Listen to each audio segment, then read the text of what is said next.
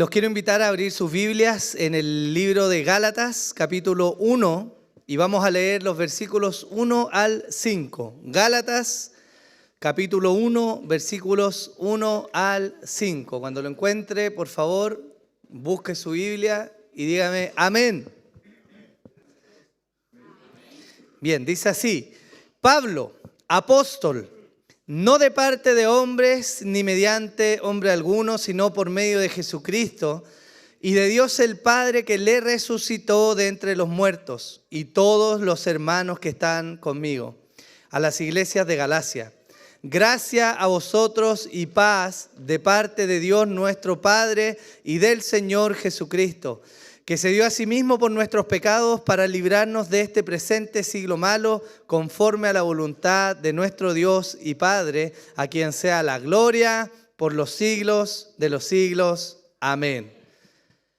Me gustaría introducir esta nueva serie de enseñanzas que va a ser en el libro de Gálatas de la siguiente manera, contándoles un relato que es un hecho verídico y datado de la historia.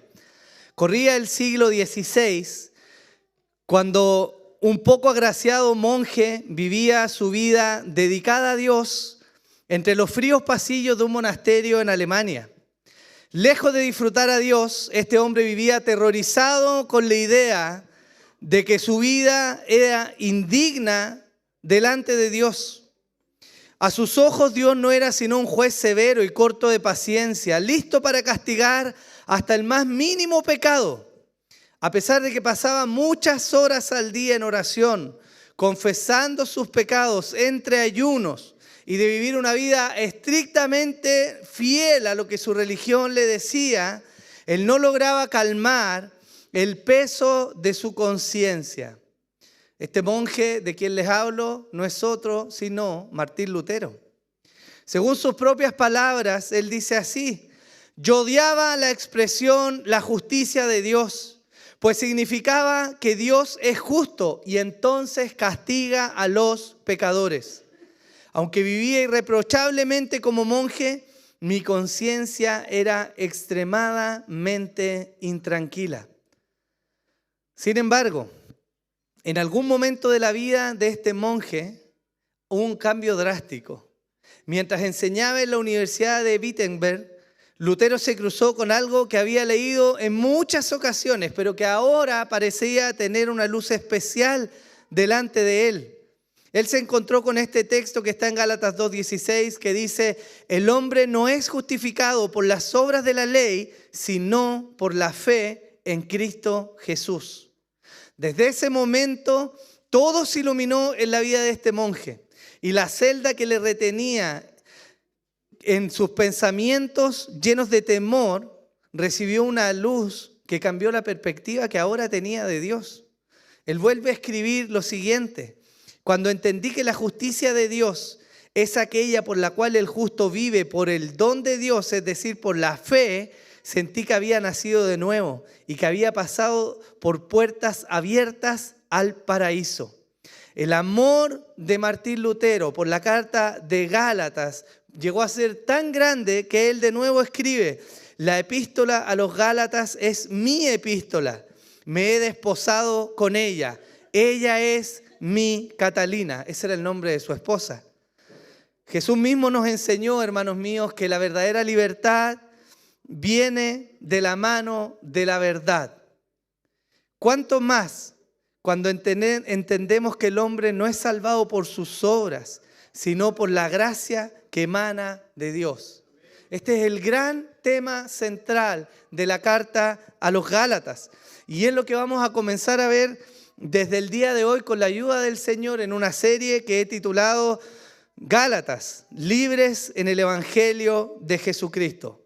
Por lo tanto, el día de hoy vamos a partir una serie que nos va a acompañar por lo que queda del resto del año, y vamos a examinar esta carta tan particular que escribe el apóstol Pablo a una serie de iglesias en una región particular. Una serie de iglesias que, a pesar de haber recibido el Evangelio de la verdad y de haber reconocido a Cristo, en este punto de la historia en que Pablo les escribe, se estaban desviando del Evangelio verdadero y se estaban apartando en pos del Evangelio y algo más. De manera particular, esta carta, hermanos, es una de las más duras de las que Pablo llega a escribir. Y se van a dar cuenta en la medida que estudiemos esta carta cómo el tono pasa de la cordialidad a una agresividad de parte del apóstol por causa de lo que estos hermanos estaban viviendo. Así que hagamos una introducción a la carta de Gálatas. Partamos por el autor. La misma carta nos muestra quién es su autor. ¿Quién? Pablo, ¿cierto? Apóstol de Cristo. Él firma de alguna manera esta carta, no solo por él poner que es el apóstol, sino porque además hay algo característico que lo vamos a ver en su carta, que se repite en muchas de las cartas que él escribió. Respecto a la fecha, al lugar y a los destinatarios, hay discrepancia a lo largo de la historia. Y de manera muy particular hay dos teorías respecto a la fecha y a los destinatarios de la carta de los Gálatas.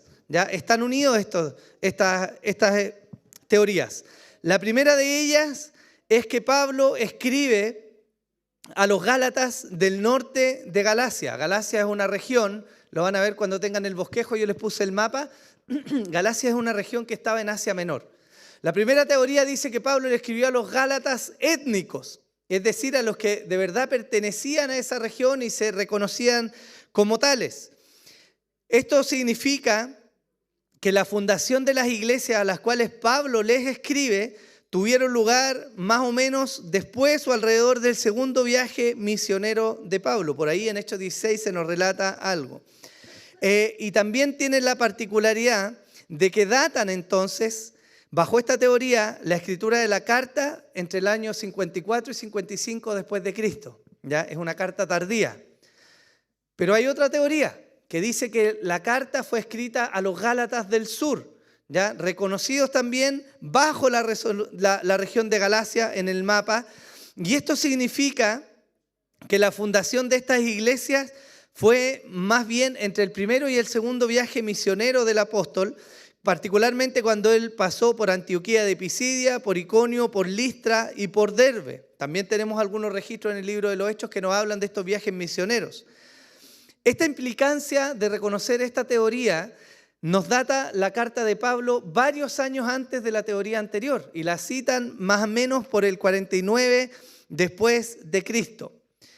A pesar de que hay evidencia de eruditos bíblicos en ambas posiciones, al día de hoy es imposible decir con total certeza cuál de los dos tipos de Gálatas son los receptores de la carta y entonces la fecha en que se escribió. Sin embargo, por la evidencia que he logrado comprender, yo de manera personal me inclino por la teoría de que Pablo escribe a los Gálatas que pertenecían a la región de Asia Menor, es decir, a ese cordón de iglesias que él fundó y que después volvió a visitar en sus viajes misioneros. Ahora, ¿cuál es el motivo de la carta? El motivo de la carta, a diferencia de lo que tiene que ver con la fecha de escritura y los receptores, es algo bastante claro.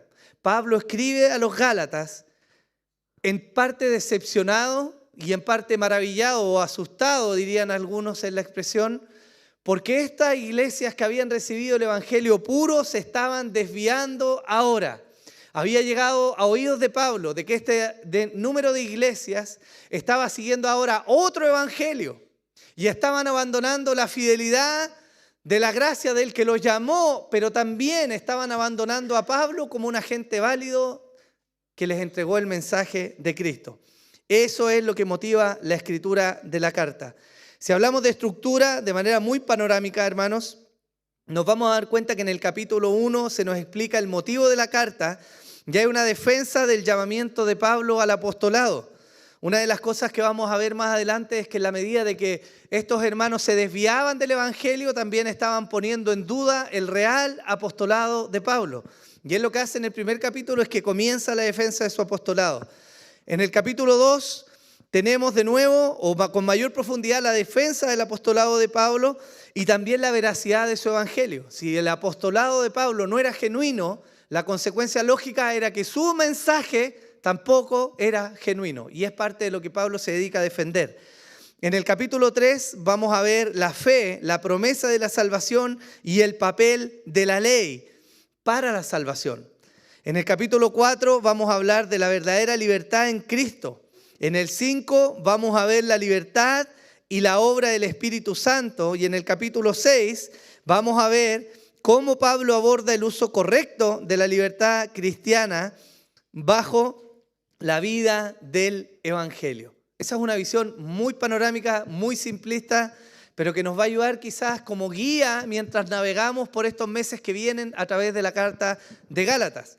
Y ya que hemos hablado de su autor, es imposible que no hagamos una introducción adecuada de quién escribe la carta, es decir, de Pablo, el apóstol de Cristo. Él lo dice en las primeras palabras de la carta. Él se reconoce a sí mismo como el autor y él dice: Pablo, apóstol, no de parte de hombres ni mediante hombre alguno, sino por medio de Jesucristo y de Dios el Padre, que Él le resucitó de entre los muertos, y todos los hermanos que están conmigo. ¿Quién era este Pablo? ¿Quién es este hombre que llega a escribir esta carta a este grupo de iglesias? La primera referencia que tenemos a él se nos da en el libro de Hechos, en el capítulo 7, bajo el nombre de Saulo, no de Pablo. Y el capítulo 7, desde los versículos 54 en adelante, se nos dice la siguiente descripción, o se nos da la siguiente descripción del apóstol. Al oír esto, se sintieron profundamente ofendidos y crujían los dientes contra él. Pero Esteban, lleno del Espíritu Santo, fijo los ojos en el cielo, vio la gloria de Dios y a Jesús de pie a la diestra de Dios. Y dijo: he aquí, veo cielos abiertos y al Hijo del Hombre de pie a la diestra de Dios. Entonces ellos gritaron a gran voz y tapándose los oídos se arremetieron a una contra él y echándolo fuera de la ciudad comenzaron a apedrearle. Y los testigos pusieron sus mantos a los pies de un joven llamado Saulo. Y mientras apedreaban a Esteban, él invocaba al Señor y decía: Señor Jesús, recibe mi espíritu. Esta es la primera vez en la Biblia que escuchamos hablar de este apóstol, antes llamado Saulo. Y la primera descripción es realmente cruda. Él estaba ahí, un joven Saulo, de alguna manera avisando el asesinato de este primer mártir de la iglesia, el diácono recién estrenado, Esteban. El capítulo 8 del libro de Hechos nos da una descripción un poco más profunda del tenor de lo que Saulo hacía. Desde el versículo 1 se nos dice: en aquel día se desató una gran persecución en contra de la iglesia en Jerusalén. Y todos fueron esparcidos por las regiones de Judea y Samaria, excepto los apóstoles. Y algunos hombres piadosos sepultaron a Esteban y lloraron a gran voz por él. Pero Saulo hacía estragos en la iglesia, entrando de casa en casa y arrastrando a hombres y a mujeres, los echaba en la cárcel. El celo de este hombre le llevó en sus inicios, antes de ser llamado por el Señor, a ser un fiel y duro perseguidor de la iglesia. No solo visó el asesinato de Esteban, sino que además se levantaba por todo lugar donde iba, buscando a los cristianos y llamándolos a entregarse o tomándolos por la fuerza para ser llevados cautivos y luego ser asesinados por los judíos. Pero no era solo un hombre celoso, sino que además era un hombre realmente estudioso. Filipenses capítulo 3, versículos 4 al 6 nos dice: aunque yo mismo podría contar también en la carne. Si algún otro cree tener motivo para confiar en la carne, yo mucho más. Circuncidado al 8º día, del linaje de Israel, de la tribu de Benjamín, hebreo de hebreos, en cuanto a la ley fariseo, en cuanto al celo perseguidor de la iglesia, en cuanto a la justicia de la ley, hallado irreprensible. Este hombre, Saulo, era realmente ejemplar en su época. No solo era un hombre que vivía según el rigor de la religión, sino que además era un hombre celoso, guardador de todos los mandamientos que en ese tiempo se les pedían guardar a los hombres. Estudioso, entrenó con los mejores rabinos de la época, conocía las escrituras. Era celoso, perseguidor de aquellos que injuriaban a sus ojos el nombre del Dios de Israel. Él no podía concebir que algunos hombres tomaran sobre sí el nombre de Dios para seguir a un falso profeta llamado Jesucristo. Y la actitud natural de este hombre celoso era levantarse e ir y perseguir. Jesús ya había anunciado de esto. Vendrá tiempo, dijo el Señor, en el cual los perseguirán y los matarán y tomarán el nombre de Dios como haciendo, ¿cierto?, una obra delante de él. Bueno, Pablo, o en este caso Saulo, fue uno de los primeros que se levantó a cumplir las palabras del Señor y a perseguir a la iglesia. Sin embargo, hubo un momento particular en que la vida de este perseguidor tuvo un vuelco tremendo. El libro de los Hechos, en el capítulo 9, nos relata cómo fue la conversión de Saulo. La Escritura dice así: Saulo, respirando todavía amenazas de muerte contra los discípulos del Señor, fue al sumo sacerdote y le pidió cartas para las sinagogas de Damasco, para que si encontraba a algunos que pertenecieran al camino, tanto a hombres como mujeres, los pudiera llevar atados a Jerusalén. Y sucedió que mientras viajaba, al acercarse a Damasco, de repente resplandeció en su derredor una luz del cielo, y al caer a tierra oyó una voz que le decía: Saulo, Saulo, ¿por qué me persigues? Y él dijo: ¿quién eres, Señor? Y él respondió: yo soy Jesús, a quien tú persigues. Levántate, entra en la ciudad y se te dirá lo que debes hacer. Los hombres que iban con él se detuvieron atónitos, oyendo la voz, pero sin ver a nadie. Saulo se levantó del suelo y aunque sus ojos estaban abiertos, no veía nada. Y llevándolo por la mano, lo trajeron a Damasco y estuvo 3 días sin ver y no comió ni bebió. En medio de lo que parece ser esta labor religiosa tan abnegada de este hombre celoso de la tradición judía, tiene un encuentro jamás pensado para él. Él se encuentra con el mismo Señor Jesús, aquel de quien él tantas veces había blasfemado. Seguramente a quien había maldecido en tantas ocasiones se le apareció ahora con poder y gloria justo delante de él. Y lo encaró: Saulo, Saulo, ¿por qué me persigues? La persecución que este hombre había iniciado en contra de la iglesia no era sino la persecución contra Jesús mismo. Esa es la declaración que él hace. Pero lo tremendo de esto es que desde ese momento hay una transformación radical. Saulo reconoce su pecado y su maldad. Se encuentra con el dador de la vida, con el mismo que según él blasfemaba el nombre de Dios, y reconoce y ve que realmente lo que predicaban estos del camino, esta secta para él, llamados los del camino, era verdad. Realmente este Jesús era el Hijo de Dios. Realmente tenía poder y realmente había muerto entonces para dar cumplimiento a todas las profecías que se habían predicado antes. Cuando Saulo estuvo delante de la muerte de Esteban, no lo vio sin antes escuchar el discurso de Esteban. Y algo que hace Esteban en su lecho de muerte es recorrer la historia de Israel desde la antigüedad hasta llegar a la persona de Jesús. Ese testimonio Saulo lo tenía en su mente y es encontrado por el Señor y viene a haber un cambio radical. Este hombre que era un perseguidor se transforma ahora en un perseguido por la misma causa que él había tratado de eliminar. El cambio de Pablo es evidente y lo vemos en una de sus cartas, particularmente en Filipenses capítulo 3, desde el versículo 7 se nos dice: pero todo lo que era para mí ganancia, lo he estimado como pérdida por amor de Cristo. Y aún más, yo estimo como pérdidas todas las cosas en vista del incomparable valor de conocer a Cristo Jesús, mi Señor, por quien lo he perdido todo. Y lo considero como basura a fin de ganar a Cristo y ser hallado en Él, no teniendo mi propia justicia derivada de la ley, sino la que es por la fe en Cristo. La justicia que procede de Dios sobre la base de la fe, y conocerle a Él, el poder de su resurrección y la participación de sus padecimientos, llegando a ser como Él en su muerte, a fin de llegar a la resurrección de entre los muertos. no que ya lo haya alcanzado o que haya llegado a ser perfecto, sino que sigo adelante a fin de poder alcanzar aquello para lo cual también fui alcanzado por Cristo Jesús. Hermanos, yo mismo no considero haberlo ya alcanzado, pero una cosa hago, olvidando lo que queda atrás, extendiéndome a lo que está delante, prosigo hacia la meta para obtener el premio del supremo llamamiento de Dios en Cristo Jesús.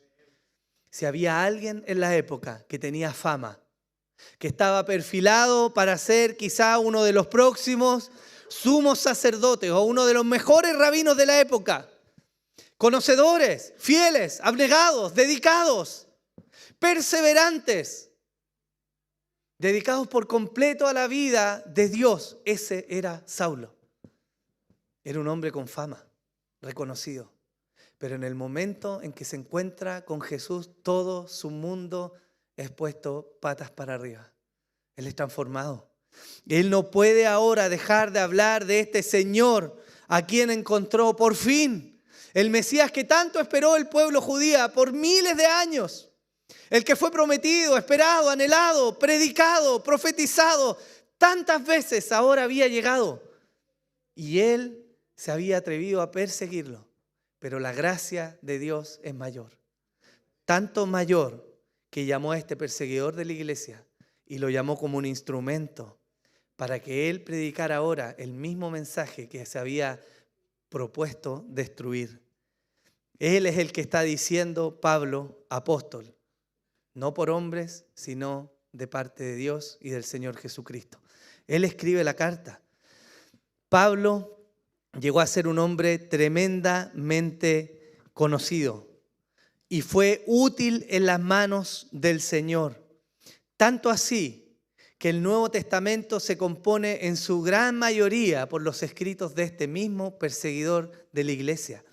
Libros como Romanos, Primera y Segunda de Corintios, Gálatas, Efesios, Filipenses, Colosenses, Primera y Segunda de Tesalonicenses, Primera y Segunda de Timoteo, Tito y Filemón son autoría del apóstol.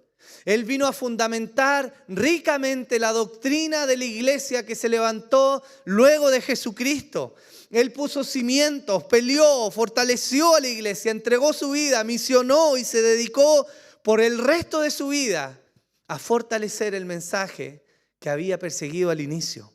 Él fundó un gran número de iglesias entre los gentiles, recibió un apostolado particular y con toda propiedad podría llamarse el 13º apóstol de Cristo.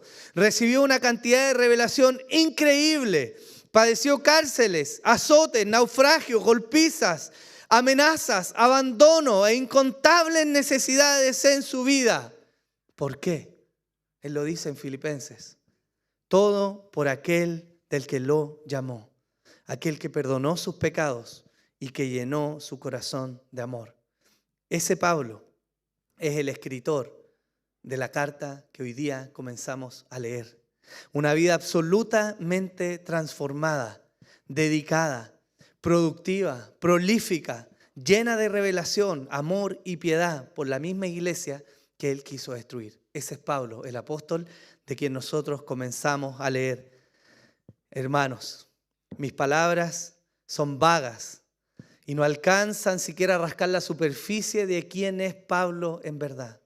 Pero la Escritura nos muestra con mucho mayor detalle la grandeza que Dios puso en un hombre tan infiel en el principio como fue Saulo. Su vida es maravillosa y la Escritura nos da un tremendo testimonio en base a lo que él mismo vivió y la revelación que vivió para que ahora las iglesias fueran edificadas. Pablo, un apóstol comisionado directamente por Jesús, tal como él dice, no de parte de hombres, ni mediante hombre alguno, sino por medio de Jesucristo y de Dios el Padre que lo resucitó de entre los muertos. El mismo libro de los Hechos atestigua por la pluma de Lucas lo que pasó con Saulo luego de que el Señor se le apareció. En el capítulo 9, en el versículo 13, se nos dice, pero Ananías respondió, Señor, he oído de muchos acerca de este hombre, cuánto mal ha hecho a tus santos en Jerusalén. Y aquí tiene autoridad de los principales sacerdotes para prender a todos los que invocan tu nombre. Pero el Señor le dijo, ve, porque Él me es instrumento escogido para llevar mi nombre en presencia de los gentiles, de los reyes y de los hijos de Israel. Este es el apóstol Pablo y de él vamos a leer su epístola. Amén. Ahora, hermanos, una vez que Pablo se presenta y que de alguna manera testifica, no solo acá, sino en los otros escritos y otros autores testifican de él, de la veracidad de su llamado y de lo genuino de su apostolado, él pasa a dar uno de los característicos saludos que entrega a cada iglesia que él escribe. Él dice: gracia a vosotros y paz de parte de Dios, nuestro Padre y del Señor Jesucristo. Este mismo saludo se repite en Romanos, en Corintios, en Efesios, Filipenses, Colosenses, en Tesalonicenses, en Timoteo, en Tito y en Filemón. El mismo característico saludo viene a ser una forma no solo conocida en la época, sino viene a ser el sello de la escritura del apóstol Pablo. Pero él, en la sabiduría y bajo la inspiración del Espíritu Santo, no solo escribe un saludo particular que podría ser simplemente conocido. Las epístolas tienen la particularidad y el hecho de que son tan complejas que cada palabra aporta una riqueza teológica enorme en lo que Pablo está tratando de decir. Y veamos el deseo que él tiene, porque él dice a la iglesia, él desea gracia a vosotros y paz de parte de Dios nuestro Padre y del Señor Jesucristo. El buen deseo de gracia a los creyentes tiene un fundamento esencial para la teología de Pablo. Él mismo escribe en algunas de sus cartas sobre el rol que la gracia de Dios cumple en la vida de los creyentes. Y de hecho, vamos a ver que la epístola a los Gálatas es una de las cartas donde con mayor claridad se nos muestra lo que significa la gracia y el alcance y la potencia de la gracia de Dios. La palabra que utiliza el apóstol viene del griego charis, que significa literalmente favor, benevolencia o don inmerecido. Esta gracia con la cual él saluda, su deseo expresado a los hermanos, es un concepto central en la teología de Pablo. Y él, de manera muy particular, ha visto en su propia vida reflejado la profundidad de lo que esta palabra significa. ¿Acaso había recibido su llamado de Dios por los méritos de su piedad o su conducta? Evidentemente no. Todo lo contrario. Hasta ese momento en que Dios lo llamó, Saulo no tenía méritos. Él era un perseguidor de la iglesia. Él había avisado la muerte de Esteban. Y por lugar que visitaba, traía a los hermanos y los acarreaba para castigarlos. No eran los méritos de Pablo. No era su piedad. No era su dedicación, no era su fervor, no era su esfuerzo. Aquello por lo cual Dios lo llamó. Él saluda a los hermanos y les dice: gracias a vosotros. Esa misma gracia él la entendía. Fue la gracia que él recibió cuando fue llamado a los caminos del Señor. Qué amorosas palabras entonces son las del apóstol. En el libro de Efesios él dice: pero Dios, que es rico en misericordia, por causa del gran amor con que nos amó, aun cuando estábamos muertos en nuestros delitos, nos dio vida juntamente con Cristo. Por gracia habéis sido salvados. Pablo testifica a la iglesia que esta gracia, el deseo que él tiene, no es sino la muestra del don inmerecido que ellos han recibido. Dios se ha manifestado a sus vidas. Fue predicado por la boca del apóstol. Ellos creyeron en el Salvador. Pero todo esto no como una obra humana, sino como una muestra de la gracia de Dios, que vino precisamente a buscar a aquellos que no son dignos. Amén. No somos dignos. Y Pablo era el primero en reconocerse como no digno de venir a Dios. Por eso tiene un peso importante su saludo tan particular. Que la gracia de Dios sea con vosotros, así como lo había sido con él. Pero él también dice que la paz de Dios también repose sobre los Gálatas. La palabra paz procede del griego eirene y significa exención de la furia o paz entre dos personas o armonía. Y esto también es un concepto particularmente central en la teología de Pablo. Cuando él se encuentra con el Señor, o más bien cuando el Señor viene al encuentro, le dice: Saulo, Saulo, ¿por qué me persigues? Al hacer guerra contra los cristianos, Pablo se levantó contra Dios mismo. Y lejos de la paz que él pensaba que estaba ganando, persiguiendo a los cristianos, él estaba en una enemistad directa con el Dios de la salvación. Él era un enemigo. Él se levantó en armas contra el Dios vivo. Levantó sus manos y las manchó de la sangre de su Hijo al perseguir a la iglesia por la cual él vino a morir. No había paz entre Pablo y Dios. Pero cuando Dios lo llamó y se reveló a este hombre, a Saulo, y lo perdonó de sus pecados, no solo le dio gracia en un llamamiento, sino que además estableció la paz. Él mismo da testimonio de esto en el libro de Efesios.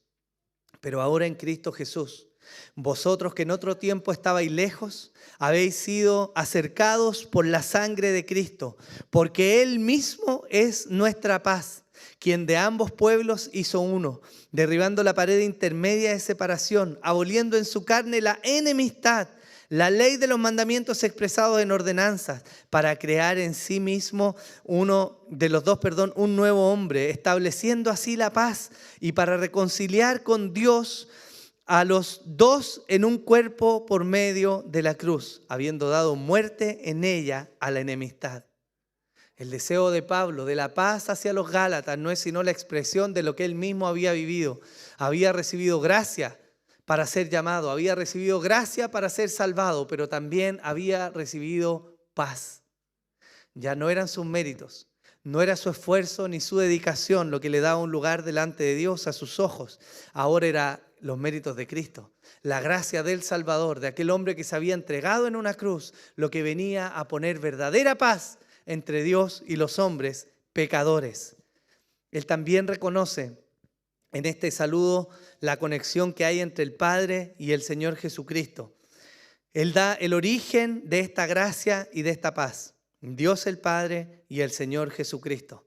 En completa armonía con la declaración doctrinal de que Jesús no es sino Dios encarnado, la segunda persona de la Trinidad, el apóstol no subroga al Hijo a un plano menos importante que el Padre. No reconoce a Jesús como alguien de segunda categoría, lo hace igual. Ellos son el origen de la gracia y la paz sobre los Gálatas. La voluntad del Padre y la obra del Señor Jesucristo. Más adelante también nos va a mostrar la obra del Espíritu. Pero él reconoce eso en su saludo. Hay una teología profunda. Pero hay algo más que él declara. Él reconoce a Dios no simplemente como el Dios de Israel o como el Dios de aquellos que invocan su nombre. Él reconoce tiernamente a Dios como Padre. Y eso tiene un punto de inflexión en el mensaje que está entregando. Dios no solamente ha venido a establecer un camino, Él no solamente ha venido a demandar ciertas cosas, Él es un Padre amoroso. Él es un Padre que de su libre voluntad decidió entregar a su Hijo para que muriera por el perdón de los escogidos. Su gracia, su amor ha sido manifestado. Si alguno en su audiencia llegaba a tener una idea de cómo era un Padre relativamente bueno, ¿cuánto más Dios? Perfecto en todo, lleno de amor y de gracia, sin limitaciones, rico en gran manera. Ese Dios es ahora Padre de los creyentes, Padre de los Gálatas que han recibido el mensaje de la verdad. Qué amorosas las palabras del apóstol, ¿no? Ambos conceptos, gracia y paz, son pieza esencial de nuestra forma de relacionarnos con Dios. Hermanos, ¿acaso hemos ganado nosotros el favor de Dios con nuestras buenas obras? ¿No ha sido la gracia de Dios la que ha obrado para nuestro beneficio? Hermano, ¿acaso nosotros hemos puesto los términos de una negociación para el cese de la hostilidad con Dios? ¿En serio? Usted y yo hemos venido a poner las reglas sobre la mesa y a decirle a Dios, ¿bajo estos términos va a haber paz? No, hermanos.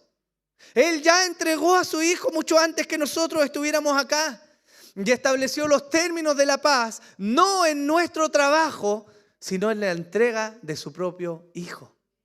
Ahí descansa la paz de los creyentes con Dios, en los méritos de la cruz, no en los méritos de nosotros y de nuestro esfuerzo.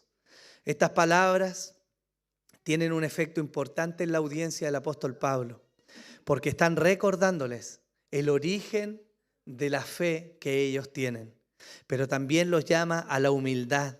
Esto debe ser un recordatorio de que estamos hoy acá por quien es Dios, no por quién somos nosotros. Y eso es algo bueno. Pero hay algo más que mirar en este saludo inicial, hermanos. Un último recordatorio que se vuelve fundamental para lo que Pablo va a comenzar a decirle a los Gálatas en lo que sigue adelante en la carta. Un recordatorio necesario es mostrarles la contraparte de lo que ellos han hecho, es mostrarles desde dónde han caído. Pablo continúa su saludo después de hablar de esta gracia y esta paz que viene del Padre y del Señor Jesucristo, diciendo: quien se dio a sí mismo por nuestros pecados, para librarnos del presente siglo malo, conforme a la voluntad de nuestro Dios y Padre, a quien sea la gloria por los siglos de los siglos. Amén. Él está haciendo algo que algunos autores han llamado como una de las primeras confesiones de fe persistentes o mostradas en la Escritura. Él está confesando que Jesús, su Señor, a quien Él predica, Él se entregó por los pecados de aquellos a quienes les escribe. Él se entregó.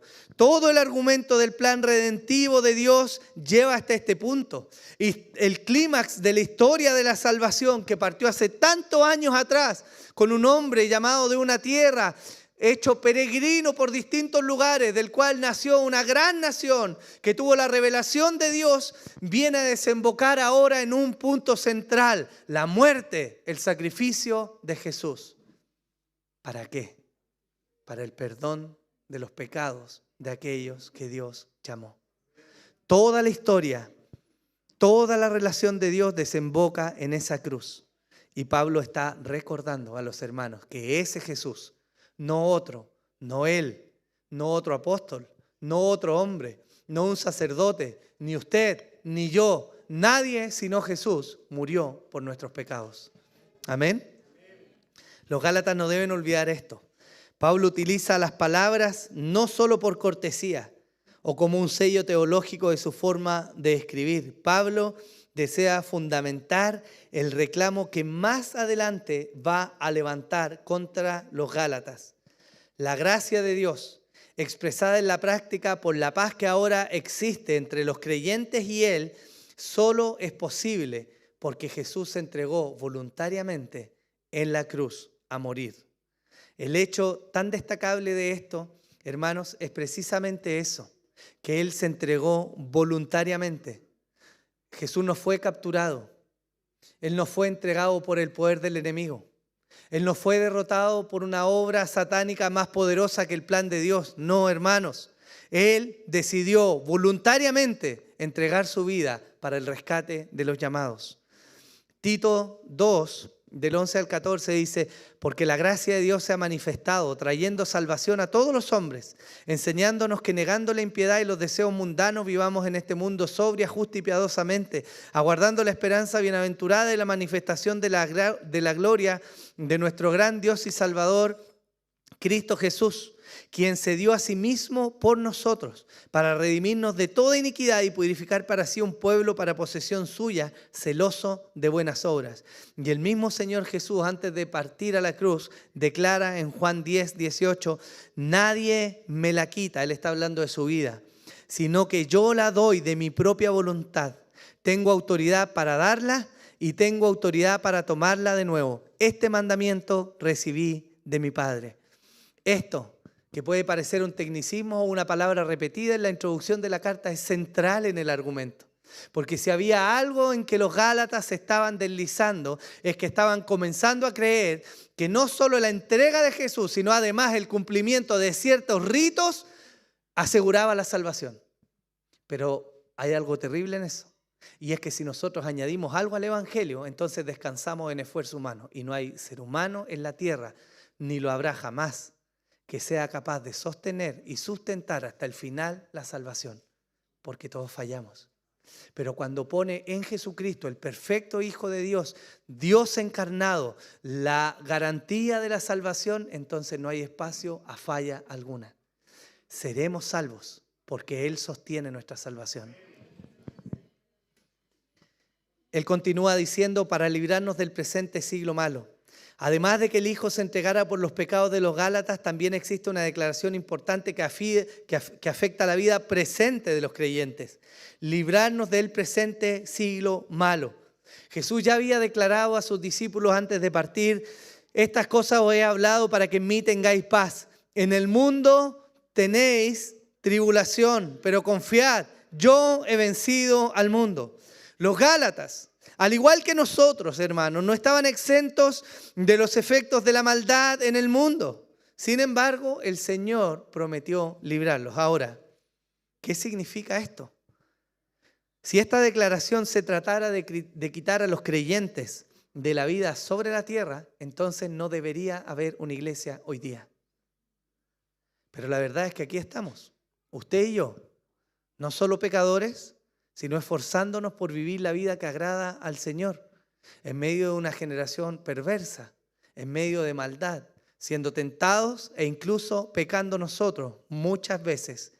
¿A qué se refiere entonces el apóstol cuando dice que Jesús se dio para librarnos de este presente siglo malo? Él mismo da luces en su carta a los romanos de lo que esto se refiere.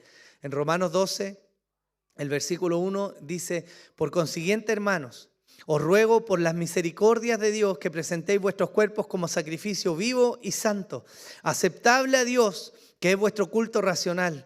Y no os adaptéis a este mundo, sino transformaos mediante la renovación de vuestra mente, para que verifiquéis cuál es la buena voluntad de Dios, lo que es bueno, aceptable y perfecto. La obra de Jesús no ha venido solamente a asegurar nuestra salvación, sino que ha venido a librarnos de algo muy importante. Y eso es el yugo del pecado, el señorío del pecado. El hombre desde su caída fue hecho esclavo. No hay libre albedrío, no hay hombres libres. Hay hombres que son movidos por su corazón pecaminoso de continuo a la maldad. Pero eso tuvo un quiebre en la historia. Y ese quiebre se dio en el momento en que Jesús fue entregado. Porque no solo aseguró la salvación, sino que además quebró el poder del pecado sobre los llamados de Dios. Por eso es que el apóstol Pablo dice en Romanos 6:14, porque el pecado no tendrá dominio sobre vosotros, pues no estáis bajo la ley, sino bajo la gracia. El pecado ya no tiene el título de Señor sobre la vida de los creyentes. Ahora Jesús es el Señor de los creyentes. Y aunque el pecado sigue afectando la vida de los creyentes y sigue de alguna manera moviendo parte de nuestro corazón, ahora nuestro Dios faculta a todos los creyentes verdaderos a luchar fielmente contra el pecado y a ser librados completamente de su señorío. A eso se refiere el apóstol Pablo cuando habla de que Él nos libra de este presente siglo malo.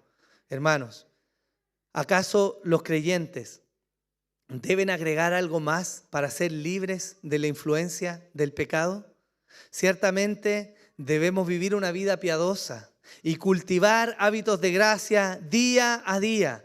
Pero la verdad es que ni aún ese esfuerzo, ni el resultado de toda su dedicación o de algún rito humano es suficiente para alcanzar la gracia de Dios. No podemos comprarlo, no puedes competir por eso, no puedes esforzarte. Y no estoy llamando a vivir una vida relajada, estoy diciendo que el resultado final depende de la gracia de Dios. Y eso, lejos de ser algo que desmotiva a la iglesia, debería alentarnos, porque significa que el descanso de nuestra obra se halla seguro en Cristo, el perfecto de Dios. Gloria a Dios, hermanos, que nuestra salvación y nuestra fidelidad descansa en Él y no en nosotros. Él termina diciendo: conforme a la voluntad del Dios sin Padre, a Dios sea la gloria por los siglos de los siglos. Finalmente, Pablo recuerda la buena disposición de Dios para que ellos gocen de todas estas bendiciones: la gracia, la paz, el perdón y la liberación del presente siglo malo.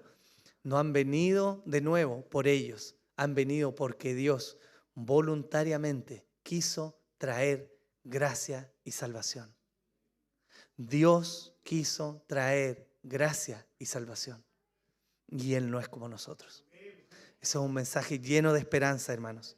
Y viene de alguna manera a ser la cuña, el indicativo, uno de los indicativos más grandes sobre los cuales él ahora va a pasar a retar a los Gálatas. Pero hermanos, el fundamento de lo que Pablo está diciendo en este saludo, que se repite en algunas cartas, es importante en gran manera.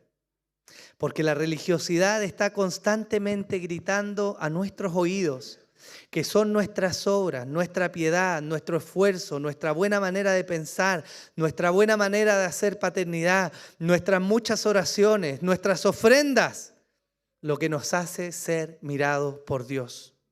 Pero esto no es sino una gran mentira. Dios no te mira por tu esfuerzo. Dios no está como un hombre que se mueve con las emociones, esperando que tú ores un minuto más para llenarse de gozo y decir, sí, mi hijo oró un minuto más, ahora voy a abrir las puertas del cielo y lo voy a bendecir. Si Dios fuera pasional como nosotros, estaríamos perdidos. No habría esperanza. Y el evangelio es denigrado, pisoteado y minimizado cuando nosotros nos atrevemos a disponer algo más de lo que ha sido puramente presentado. Por lo tanto, la gloria de Dios se aprecia con toda claridad solo cuando levantamos el nombre de Cristo y exaltamos sus obras, no las nuestras. Y esto es lo que el apóstol Pablo está haciendo precisamente en su saludo inicial. Ahora, hermanos, estamos en la introducción, pero yo quiero preguntarles, ¿por qué estudiar Gálatas? Y tengo algunos argumentos. 45 argumentos de por qué vamos a estudiar Gálatas. No, son 8 nomás. Pero seguramente usted puede encontrar más. El primero de ellos es porque la Biblia misma demanda que estudiemos Gálatas. Segunda de Timoteo dice, toda la Escritura es inspirada por Dios y útil para enseñar, para reprender, para corregir, para instruir en justicia, a fin de que el hombre de Dios sea perfecto, equipado para toda buena obra. Toda la Escritura, todo lo que Dios inspiró, toda la revelación recibida, todo es útil para la gloria de Dios y la vida del hombre. Por lo tanto, la misma revelación de Dios demanda que estudiemos Gálatas. Y ese debiera ser el fundamento más importante por el cual nos acercamos a leer este libro. Pero no es el único. En segundo lugar, debemos estudiar Gálatas, porque entender esta carta es necesario para poder apreciar y guardar la pureza del Evangelio de Cristo. Gálatas es una de las cartas más duras que Pablo escribe. Y su molestia se aprecia desde los primeros versículos. ¿El motivo? Los Gálatas se estaban apartando del evangelio de la gracia y estaban ahora haciendo una mezcla entre el evangelio que ponía a Jesús como la fuente de salvación y las obras que eran necesarias como compañía de esta salvación. Eso muestra o levanta la molestia del apóstol Pablo. Él se enoja en gran manera con ellos. Esto nos muestra la pureza del evangelio, hermano. El apóstol se enardeció cuando la pureza del evangelio de Cristo fue trastocada. Y eso debiera ser relevante para nosotros, porque estamos llamados a guardar la pureza de la fe que hemos recibido. En tercer lugar, porque entender esta carta nos da la perspectiva correcta respecto a las obras que debemos hacer y a la humildad con la que debemos vivir. Gálatas no es un llamado a una vida de libertinaje espiritual. Sin embargo, tampoco es un llamado a un rigor legalista y obstinado. Gálatas es una advertencia contra relativizar el evangelio de Cristo, a la vez que nos muestra la belleza de vivir de su mano.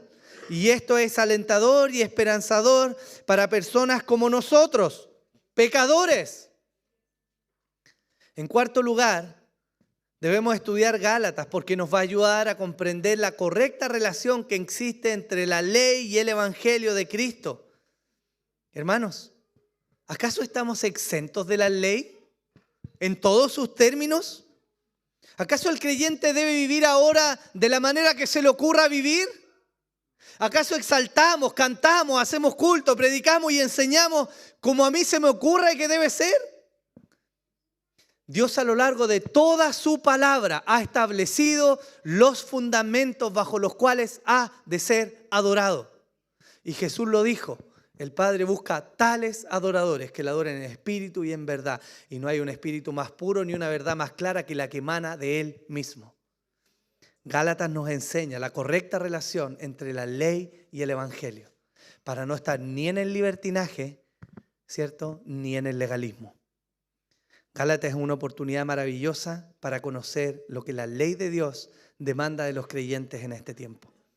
En quinto lugar, debemos estudiar Gálatas, porque debemos ser celosos de guardar la libertad que Cristo ganó para nosotros. Y entonces comprender lo que esta libertad significa. En el versículo 13 del capítulo 5 de la carta a los Gálatas, Pablo escribe, porque vosotros, hermanos, a libertad fuisteis llamados, solo que no uséis la libertad como pretexto para la carne, sino servíos por amor los unos a los otros. Lejos de lo que muchos pueden llegar a pensar, el Evangelio de Cristo ofrece la más pura y sublime libertad que podemos experimentar en esta vida. Los necios, los tontos, aquellos que no tienen entendimiento, dice el salmista, son los que dicen no hay Dios. Pero los inteligentes, los sabios, reconocen a Dios. Y Gálatas es una oportunidad maravillosa para entender la verdadera libertad que hay en el Evangelio de Cristo. La gente dice, no, los religiosos están cautivos, son como ovejas. Sí, son como ovejas. Pero esas ovejas han encontrado la verdadera libertad. No son esclavos de sus pasiones, no son esclavos de las modas del mundo. Y eso nos habla el libro de Gálatas. El Señor Jesús en Juan 8:32 dijo, conoceréis la verdad y la verdad os hará libres. En sexto lugar, debemos estudiar Gálatas porque debemos recordar que la obra del diablo es sutil. Y uno de los principales aspectos de la perversión del diablo es que él tergiversa la santa verdad de Dios. El diablo opera en las tinieblas. Él opera entre sombras y sus maquinaciones son sutiles. Él le dijo a Eva en el huerto de Edén, oye, así que Dios te dijo no comas de ningún árbol del huerto. ¿Le dijo eso Dios? Dios le dijo de un árbol no puedes comer.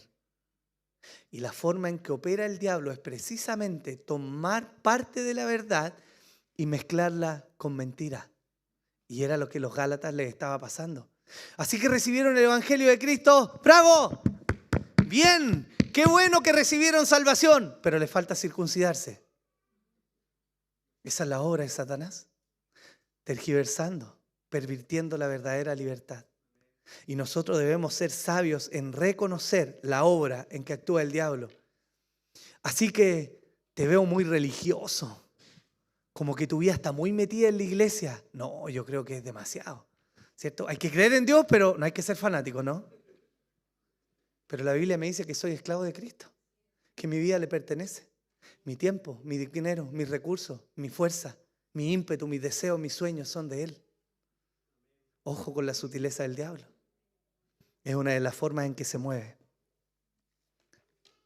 Y en séptimo lugar, porque esta carta nos recuerda que la gracia de Dios puede fluir a través de hombres imperfectos como nosotros.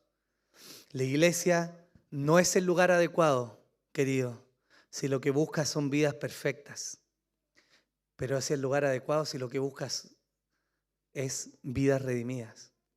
Ladrones que ahora son generosos, maldicientes que ahora hablan con dulzura, orgullosos que ahora son humildes, prepotentes transformados en siervos, idólatras que ahora levantan las manos al único Dios verdadero, etc. Eso es la iglesia. Eso es la iglesia. Amén. Amén. No somos puros, ni santos, ni buenos. Y ese llamamiento ridículo, por no decir tonto, que el diablo ha puesto en la mente de muchos de decir, no, es que la iglesia debiera ser perfecta. Perseguimos esa perfección en Cristo, pero no somos perfectos. Y es la humildad y el reconocer quiénes somos lo que nos lleva a la gracia, el perdón y la transformación en Cristo. no la hipocresía. Cuando usted escucha a alguien decirle la iglesia está llena de hipócritas, usted dígale hay espacio para uno más. Eso es la iglesia. Es el santo pueblo de Dios en un proceso constante de santificación y por lo tanto de transformación. Si tu pensamiento hoy son hombres y mujeres hipócritas, falsos, es mejor seguir a Dios bajo mi propio camino, yo le tengo que decir que está absolutamente equivocado. Pablo, con todas sus credenciales, no era sino digno de condenar, porque perseguía a la iglesia de Dios. Pero allí es donde precisamente la obra de Dios brilla. Él transforma lo inútil en algo útil. Él vuelve el verdadero valor a la vida del ser humano en tiempos en que toda la vida del ser humano es denigrada. Mire lo que mueve la moda hoy día. Mientras más muestren las chiquillas, mejor es visto, ¿no? Y parecen las redes sociales de algunos como una carnicería, la vitrina de una carnicería. Porque el mundo les dice que eso es valioso. Porque el mundo les dice que es valiosa la opinión de los demás, que tienes que estudiar para ser alguien, que tienes que brillar, que te tiene que ir bien. Puras estupideces. La dignidad del ser humano no viene por un movimiento político, no viene por una reivindicación social. La dignidad verdadera del ser humano viene de la mano de que es imagen y semejanza de Dios. Eso es, no viene por nada más que eso. Pero la obra de Satanás te va a llevar a mirar una y otra vez que hay algo más que añadir aparte de Dios para que el ser humano sea valioso. Finalmente, hermanos, ¿por qué estudiar Gálatas? Porque es un gran recordatorio de que podemos confiar en Dios y en la obra de Cristo.